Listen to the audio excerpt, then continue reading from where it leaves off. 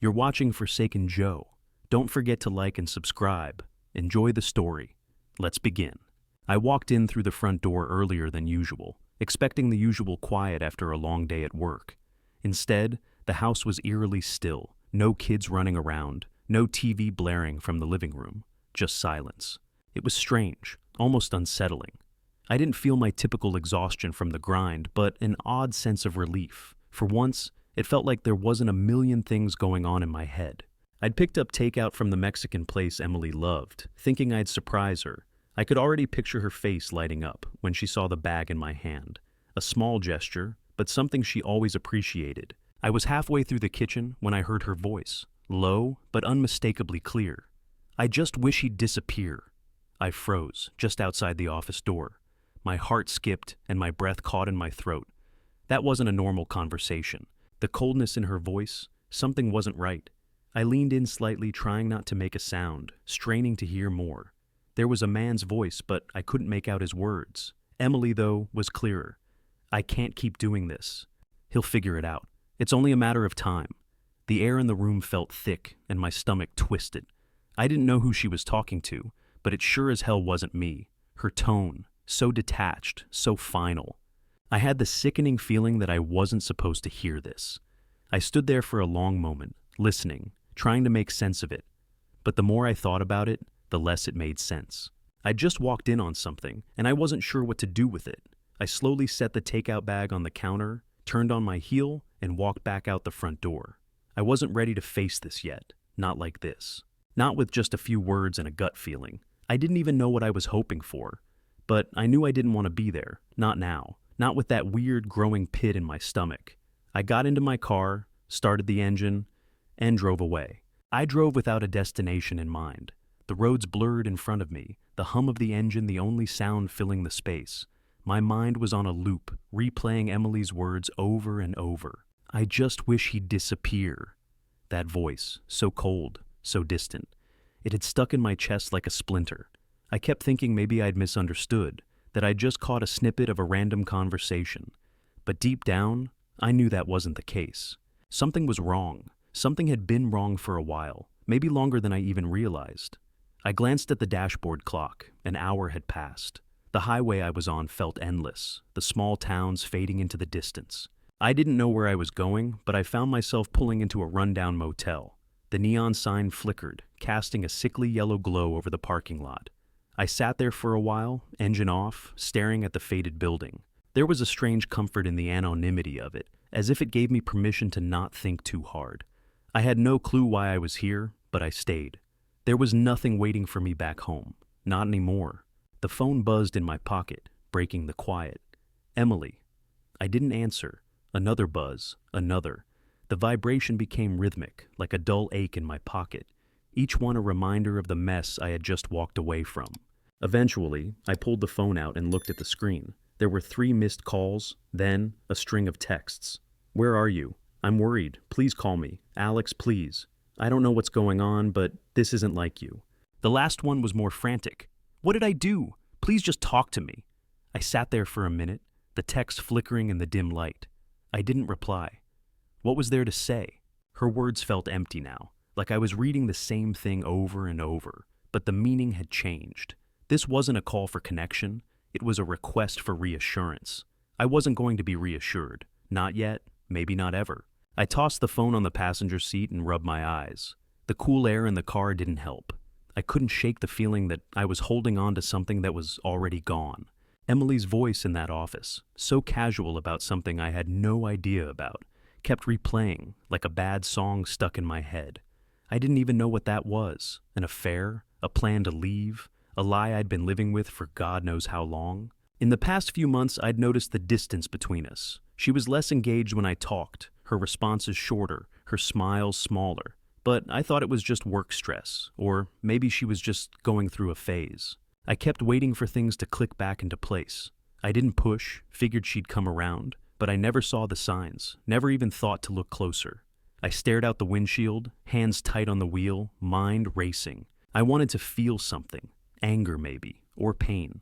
Instead, there was just a hollow emptiness in me, like a weight had settled into my chest. The feeling wasn't betrayal, not yet.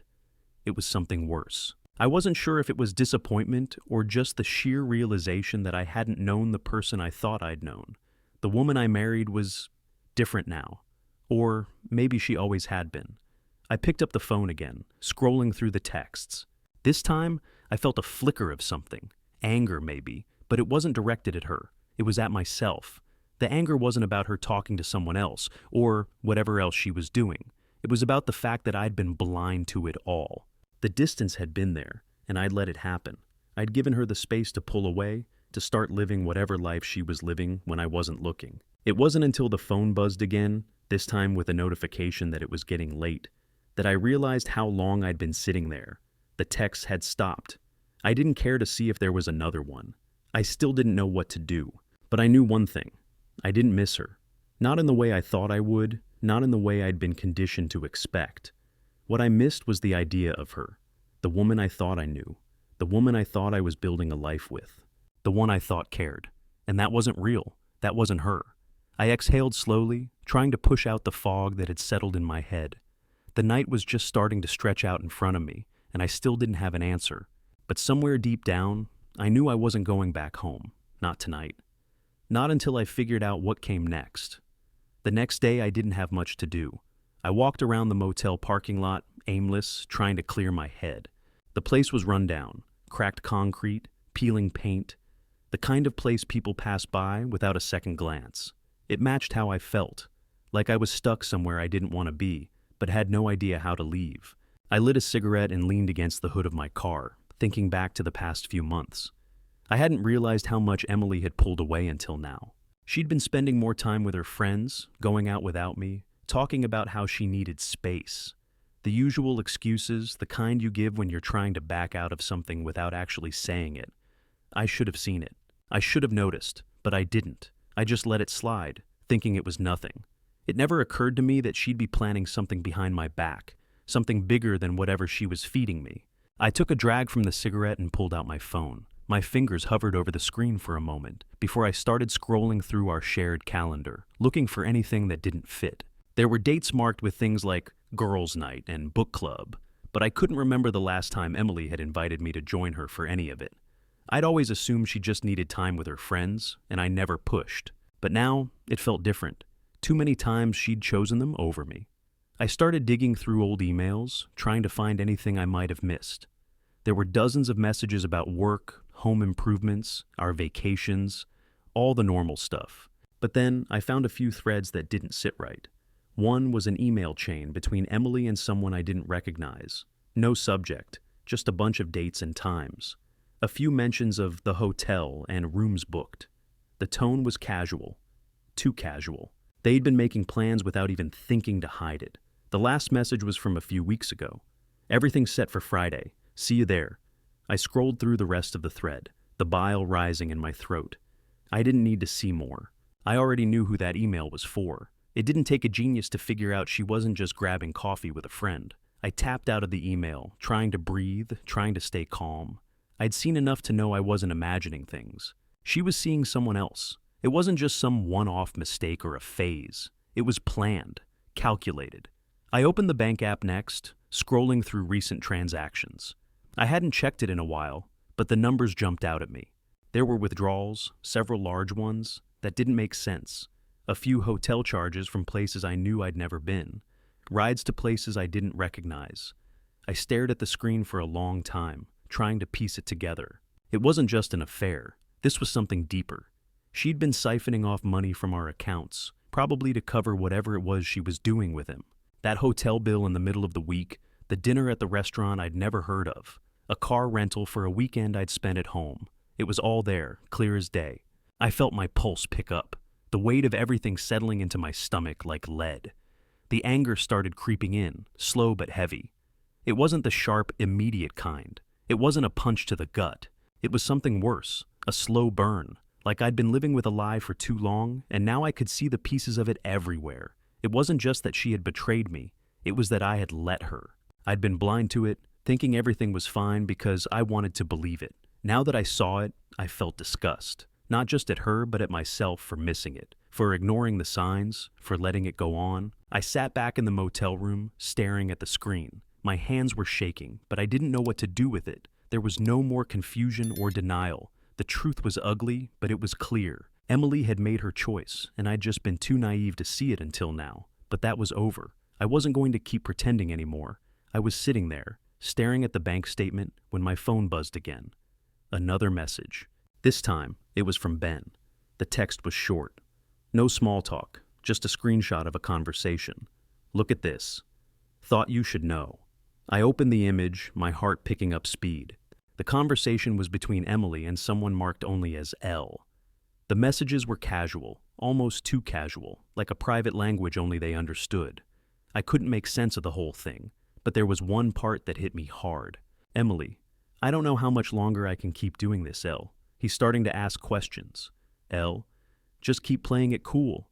He doesn't know anything. Don't worry about him. It'll be fine. I felt like I was falling, like the ground was slipping out from under me. I stared at the screen, my pulse quickening. This wasn't just a fling.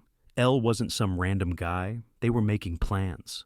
They were strategizing, and Emily was playing me for a fool. I set the phone down for a second and tried to breathe, but my hands were shaking. He doesn't know anything. Don't worry about him. That part stuck with me. It wasn't a slip-up or an accidental flirtation. This was deliberate. Emily had been hiding something bigger, and it went beyond anything I'd imagined. She thought I hadn't noticed. I leaned back in the chair, trying to process the rush of clarity and the creeping sense of unease. I didn't know who Elle was yet, but I knew this wasn't just some random affair. Whatever was going on between them, it wasn't a brief distraction. It was something much deeper, and Emily was in too far to back out now.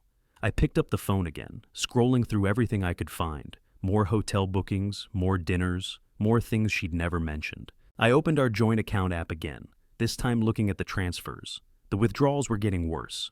I clicked through them. Thousands of dollars moved to an account I didn't recognize. It was a business account, but the name didn't make sense.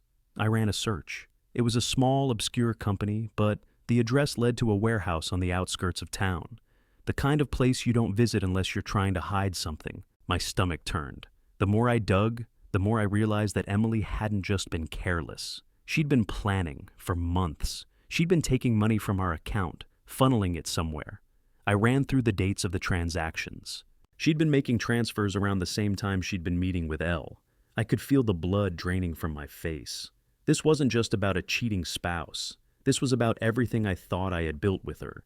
The house, the life, the future we talked about. It wasn't just a betrayal of trust. She had been actively working against everything we'd been building, and I had been too blind to see it. I dropped the phone on the table, my head spinning. I couldn't stay still. I had to keep moving, keep figuring it out. I started looking through more of the paperwork, anything that might give me more details. A small slip of paper caught my eye. It was an invoice for a private investigator. My throat tightened. Emily had been watching me, had been covering her tracks, paying someone to make sure I didn't catch on. I ran my fingers through my hair, trying to make sense of the mess in front of me. The private investigator, the secret account, the business linked to Elle. She had been lying to me for months, if not longer. This wasn't just a betrayal of love or trust. It was a betrayal of everything. I wasn't just angry anymore.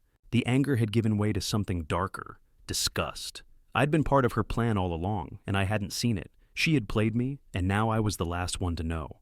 I stood up, pacing the motel room, trying to get some control over the chaos in my head. But there was no controlling it. It was too big, too far-reaching. I needed answers, but I needed them on my terms now. The pieces were falling into place. And this time, I wasn't going to let her control the narrative anymore. I sat there, the weight of everything settling into my chest. I should have felt more, but I didn't. The anger was there, sure, but it wasn't hot or sharp anymore. It was cold, distant. It wasn't just a betrayal of love. It was a betrayal of everything I thought I had worked for, everything I thought we had built. And I wasn't just mad at her. I was disgusted with myself for not seeing it sooner. I picked up my phone again, another text from Emily. I scrolled through it, feeling the dull ache of her words. I'm sorry, Alex. I've been under so much pressure. You don't know what it's been like for me. I know I've made mistakes, but you don't understand. Please, don't leave me. I read it twice, 3 times. The pleading, the justification. She sounded almost panicked, like she could fix everything with a few words. Like she thought I'd fall for it again. I tossed the phone back onto the table, not bothering to reply. The next one came through minutes later. I never wanted this to happen. You've been distant, and I've felt so alone. You've been neglecting me for months, Alex. You don't even care about me anymore. I laughed bitterly, staring at the screen. It was all her. All of it. She was trying to turn it around, trying to make it my fault. I could see the manipulation in it now. The same words, the same excuses she'd been using for months. She had been pulling away, distancing herself, all while making me feel like it was my fault. Like I was the one who didn't care. I knew then. This wasn't a mistake. This wasn't some misstep or something she regretted. It was all calculated. Every choice she made was a step towards something else, and she thought she could get away with it. I took a deep breath, not out of frustration, but out of cold determination. It wasn't anger anymore. It was something else. I wasn't the same person I had been a few days ago. I was someone different now. Someone who wouldn't get manipulated anymore. Someone who wouldn't stand by while his life was ripped apart by lies. I stood up, paced the room, and picked up my phone again. This time, I called a lawyer. "Hi, I need to speak to someone about a divorce," I said, my voice steady, almost emotionless. I had no idea what the next steps were, but I didn't need to know everything. I just needed to start moving forward. While I was waiting for the lawyer to call back, I went online and set up a new bank account. It felt like the first real action I'd taken in days, and somehow, it made everything feel more tangible, more real. I froze the shared finances, transferred my half into my new account. No more waiting around. No more pretending like everything was fine. The lawyer's call came through about 20 minutes later, and we went through the basics. He didn't ask a lot of questions, didn't need to. He just gave me the facts. I wasn't going to be taken advantage of, not anymore. I hung up, leaned against the wall, and exhaled. I had no idea what Emily would do when she found out, but I wasn't worried about that. I didn't care. The numbness I'd been feeling started to fade, replaced by something else. Empowerment. It wasn't about getting revenge. It wasn't about punishing her. It was about me taking back control of my life. I wasn't that guy anymore, the one who let things slide, the one who pretended to ignore the cracks. I was someone different now, someone who could see things for what they were, and wasn't afraid to act. I glanced at the phone again. More texts from her. I ignored them. I had my plan now. The emotional fight was over. It was time for the legal one to begin. The quiet in the room felt suffocating after the call with the lawyer. I was starting to get used to this detached, methodical way of moving through the day. The numbness had its perks. It was easier to think clearly, to focus on the steps ahead without getting tangled in emotion. But just as I was about to review more paperwork, my phone rang again. This time, it was an unknown number. I picked up without thinking. "Alex?" The voice was familiar, but I couldn't place it at first. Then it clicked. "Mia?" "Yeah, it's me. Sorry to just call out of nowhere." It had been months since I'd spoken to Mia. She was Emily's old friend, someone I'd always gotten along with. But after Emily and I started drifting apart, Mia was one of those people who just slipped away. I didn't expect to hear from her now, especially not with everything going on. "What's going on?" I said, my voice flat, unsure what to expect. I saw someone last night," Mia started, her tone cautious, like she wasn't sure whether she should say anything. "I saw Lucas at the bar. He was talking about Emily, real open about it too, about what they've been doing." My stomach dropped. Lucas. The man Emily had been seeing. It felt like I'd been punched in the gut, but I didn't let it show. "Go on," I said, my voice barely more than a whisper. "They were talking about their plans, Alex. Their plans for you." Lucas, didn't even seem to care who was listening, talking like they had everything under control, like you didn't even matter. My fingers tightened around the phone. The anger I'd been holding in check started to creep up, but I kept it down. I had no time for it. I needed facts, not feelings. "Look, I know this might sound crazy, but I've seen enough. I've seen enough to know Emily isn't the person you think she is." I didn't speak for a moment, just let her words settle. It was almost a relief to hear someone else say it. I wasn't crazy, and I wasn't imagining things. There was a deeper layer to this mess, something that went beyond just an affair, and Mia was offering to help me see it. "Are you serious?" I asked, feeling the edge of disbelief creeping in. "You've got proof?" "I've got more than just proof," she said, her voice steady now. "I've been keeping track of things. I've got emails, receipts, recordings, everything. I could feel the weight of it all coming down on me. This wasn't just Emily anymore. This was everything. My whole life. The things I thought I knew about the woman I'd been married to, and it was all built on lies. Mia didn't wait for me to ask. I can send you everything, Alex. It's time you knew what she's been doing. Send it, I said, my voice steady but sharp. Now. The phone clicked off and I leaned back, trying to shake off the heaviness that had settled over me. It wasn't just betrayal anymore. It was calculated. And if Mia had what I thought she did, I had the ammunition I needed to finish this. It wasn't long before my phone buzzed with a message from Mia, a folder packed full of everything. Emails, photos, bank transactions, and then, buried in the middle, an audio file. My stomach twisted. I didn't hesitate. I clicked the file open and pressed play.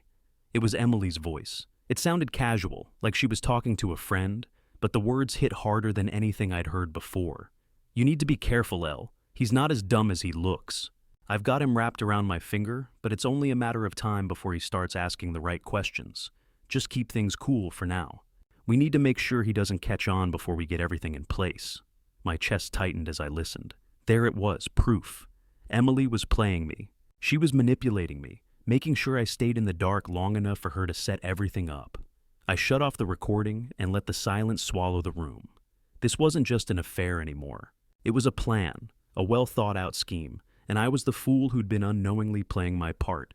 I didn't feel angry anymore. I felt cold and detached, like I was watching someone else's life from the outside.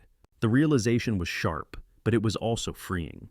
Thank you, I texted Mia, my fingers tapping the screen slowly. This changes everything. I sat back in the chair, the pieces clicking together in a way they hadn't before. Mia had given me everything I needed, proof, the confirmation, the recordings. Emily's game was over. She'd thought she could pull the wool over my eyes, but she had no idea who she was dealing with. Now, it was time to take everything back. The days that followed felt like a blur. I spent every moment organizing the files Mia had sent me, backing them up, printing them out, and reviewing every single one with a cold detachment that was starting to feel natural. The weight of it all didn't hit me like it used to. Every photo, every email, every recording, each new piece just confirmed what I already knew. Emily had been playing me. She had been running some long, elaborate con, and I had been too blind to see it. I spent hours on the computer, connecting the dots between her and Lucas, the business dealings that had been happening under my nose, and the money that had been quietly disappearing from our accounts. The deeper I dug, the uglier it got. They were moving money, setting up accounts, and creating this whole network I'd never been aware of. All of it was done in secret, under my nose. But now it was all out in the open, and it was no longer just about betrayal. It was about control, and I was taking it back. I knew I couldn't make any sudden moves. No, I had to be smart, strategic, calculated. I wasn't going to give Emily the satisfaction of seeing me unravel. That's exactly what she would have expected. I reached out to a lawyer, someone out of town. I didn't want anyone local. I needed someone who wouldn't be connected to me or Emily in any way. Someone who wouldn't risk a leak. I needed someone sharp, and I needed to do this right. This wasn't just a divorce. This was going to be a battle, and it was one I wasn't about to lose. The lawyer responded quickly, and we went through the details. She didn't ask a lot of questions. She didn't need to. The evidence was enough. Emily had been taking money from our accounts, funneling it into a business that was clearly linked to Lucas, the man she'd been involved with, the private investigator, the secret meetings. All of it was there. It wasn't just a marriage falling apart. It was a carefully orchestrated plan to take everything I'd worked for. I started preparing everything for a public reckoning. The lawyer advised I keep it quiet for now, gather as much evidence as possible, and then strike when the timing was right. She helped me file paperwork for the divorce, the asset division, and the steps to protect what was mine. I began organizing the financials, making sure everything was frozen, before Emily had a chance to access any more of it. The more I did, the more detached I became from any lingering emotions I might have had for her. There was no room for heartbreak anymore, not when I was staring down the truth of everything. Emily was no longer the woman I had loved. She was someone else, someone I didn't even recognize. And I wasn't going to mourn her. I wasn't going to beg for an explanation. I wasn't going to let her control the narrative anymore. I knew I had to set a date for everything to go public. The lawyer suggested a week, maybe 2, to make sure everything was in place. It felt like a lifetime, but I didn't mind. I had everything I needed. I just needed to let Emily think she was still in control. Let her believe she was still pulling the strings. I set a date in my mind. It wasn't going to be dramatic. There wasn't going to be a confrontation, not yet. I had a plan, and I was sticking to it. I would serve her the papers first, serve them quietly, no warning. And then I would wait for her response. That's when the real work would begin. I let the plan simmer in my mind, mentally running through every step again. I had to make sure nothing slipped through the cracks. I had to keep my emotions in check, and I had to be prepared for whatever came next. It wasn't about getting back at Emily anymore. It was about taking control of my life, reclaiming it, reclaiming everything she had tried to take from me without me even knowing. I stared at the computer screen. The evidence spread out before me, and for the first time in days, I felt calm. I was done being the person who was blindsided. I was done being the person who didn't see things clearly. Now, I saw it all. And now, I was ready to fight. The days dragged on, but it was different now. I was no longer just sitting and waiting for things to blow up. I was in control. I knew what was coming, and I had the upper hand. Emily hadn't figured that out yet. Her texts started coming in faster, more frantic. At first, it was just 1 or 2 a day, simple, almost passive. "Are you okay? We need to talk." Then, they started escalating. "I don't know why you're doing this. Please talk to me." I didn't respond. Every time the phone buzzed, I felt a small pang in my chest, but I buried it. This wasn't about me anymore. This was about her, about what she'd done. By the end of the first week, her tone had shifted entirely. She started apologizing. "I know I messed up, Alex. I'm sorry. Please, I just want to fix this. We can make it work. I swear I'll do anything." It almost sounded real. Almost. But I knew better. It wasn't guilt. It was desperation. She could feel the walls closing in. The silence from me was starting to get to her. She wasn't used to me not reacting, not falling for her bullshit, but I stayed quiet. There was nothing to say, nothing to explain. Then the messages turned defensive. She accused me of pulling away, of shutting her out. "You've been distant for months, Alex. You've ignored me. You don't even care anymore." I could almost picture her sitting there, fuming, trying to figure out how to twist this back on me. She didn't have a clue what was coming. She was still trying to hold on to the narrative, still pretending she wasn't the one who'd been running everything behind the scenes. I knew she was unraveling. It wasn't hard to see. Her messages were coming at all hours now, her tone bouncing between panic and anger, the guilt trips, the accusations. I wasn't the one who was unraveling, though. I was the calm, quiet one, the one who had it all figured out. She didn't know that, and that gave me an edge. I'd already made my moves. I'd prepared everything, met with the lawyer to finalize the paperwork, arranged the restraining order in case she tried to make a scene, and set the final document drop for the following week. I felt the weight of it all shifting in my favor. She had no idea what was about to hit her. Her world was about to crumble, and I wasn't going to be the one who let her rewrite history. One night, her messages went silent for a few hours. Then, around 11 p.m., my phone buzzed again. "Where are you? Why are you ignoring me? What did I do to deserve this? I don't know how much longer I can do this, Alex. If you don't talk to me, I swear I cut it off without reading the rest, my finger hovering over the screen. I didn't need to read the rest. The message was just more of the same. She was spinning out. I didn't reply. I wouldn't. I wasn't going to engage with her anymore. I was done. The silence on my side was doing exactly what I needed it to do. I could feel her slipping, like she was in free fall, and I knew she was waiting for me to make a move. But I wasn't going to give her that. Not yet. Not until everything was lined up and I had all my pieces in place. I put the phone down on the kitchen table, staring at it for a moment. The anxiety, the feeling of being trapped was hers now, not mine.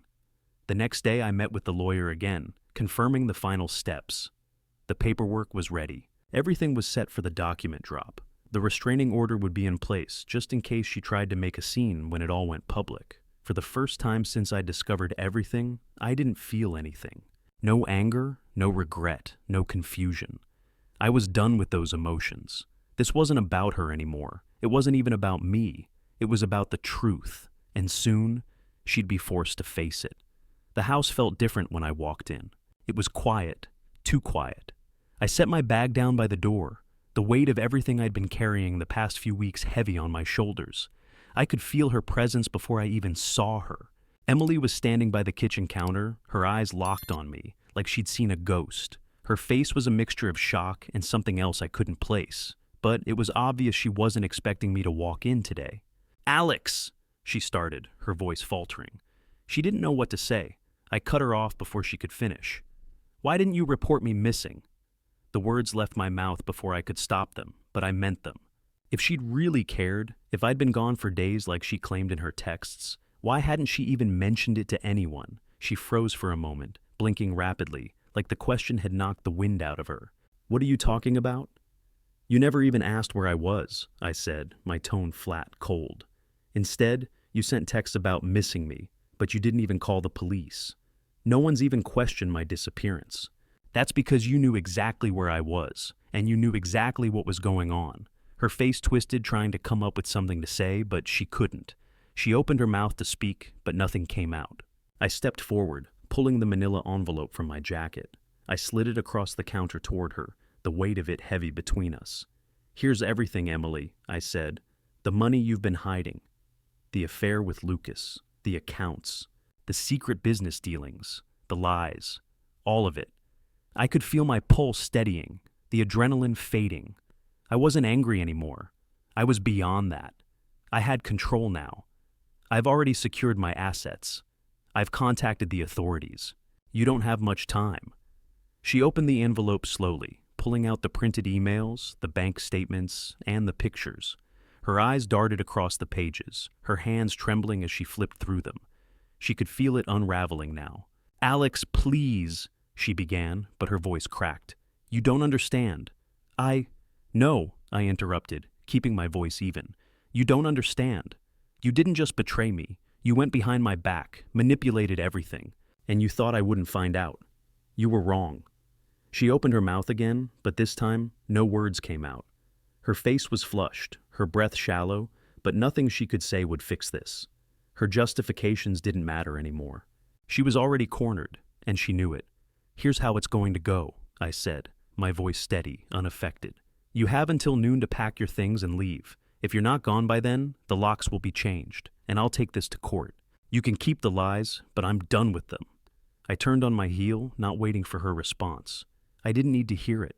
I had made my decision. The woman I thought I knew was gone. She had erased herself the moment she chose to betray everything we had.